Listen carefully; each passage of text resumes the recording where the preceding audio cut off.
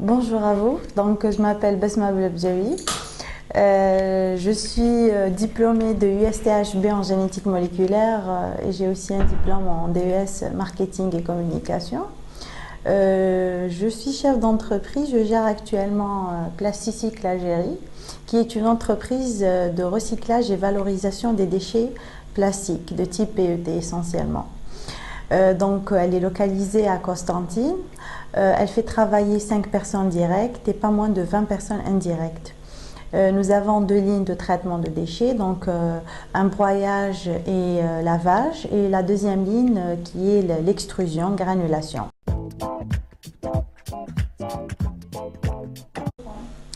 Alors, après ma sortie de l'université, donc je me suis engagée à trouver du travail comme tout jeune, et du coup je me suis lancée dans l'entrepreneuriat. J'ai créé mon entreprise par le biais de l'ANSEJ et j'ai été financée par l'ANSEJ. Voilà.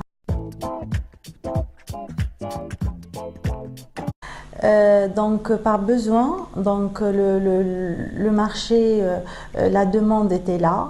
Il n'y avait pas énormément de personnes qui recyclaient leurs déchets. Donc il n'y avait que quelques collecteurs. Du coup, je me suis lancée dans vraiment une industrie innovante.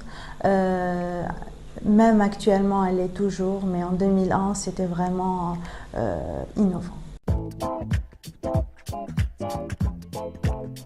Oui, toute entreprise a besoin d'un financement, plus ou moins, ça dépend.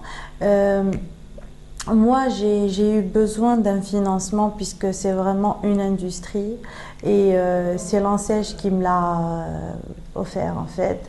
Et sans ce financement, j'aurais jamais pu créer mon entreprise.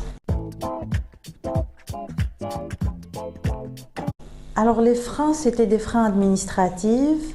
La gestion en fait du projet lui-même a été très lente. Du coup, ça nous a fait perdre beaucoup de temps et par conséquence beaucoup d'argent. Aussi, le frein principal, c'est mes sorties sur le terrain.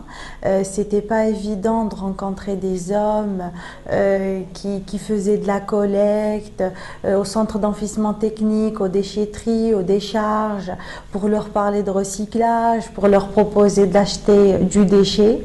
C'était pas évident, encore moins pour une femme, mais quand même, j'ai surpassé ce frein-là.